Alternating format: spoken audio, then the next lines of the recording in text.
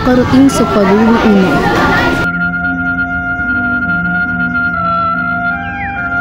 Nasa kabataan pag-asa ng bayan, buhay na hindi ginugugol sa isang malaki at balan na kadahilanan ay kahoy na walang lilim, hudi man damong makamandag.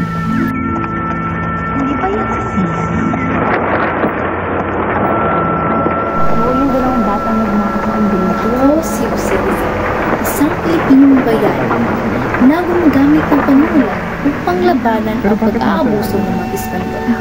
Isinulat ang Noli Me Tangere at El Filibusterismo na nagmulat sa mga Pilipino tungkol na sa katiwalian at pang-aapi ng mga dayuhan. Niniwala na ang edukasyon ay aral susi sa kalayaan, kaya nagturo ako sa dapitan at nagtaguyod ng mga reforma.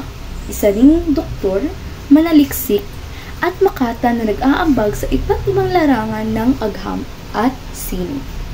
Itinatag ang La Liga Filipina, isang samahang naglalayong payapang baguhin ang lipunan. Sa pananaliksik, isinulat ko ang Sucesos de las Islas Filipinas upang ipakita ang kasaysayan ng Pilipinas mula sa pananaw ng mga Pilipino.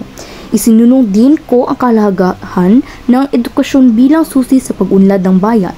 Bilang isang doktor, tumulong ako sa paggamot ng mga may sakit at nagtayo ng klinika sa dapitan upang mabigay ng serbisyong medikal. Gumawa rin ako ng mga tula at sanaysay na nagpapalakas sa diwa ng nasyonalismo, tulad ng Sa Aking Kabata at Ni Ultimo Adios, na nagsisilbing inspirasyon sa mga Pilipino upang ipaglabang ang kanilang karapatan at kalayaan mula sa pananakop ng Espanya.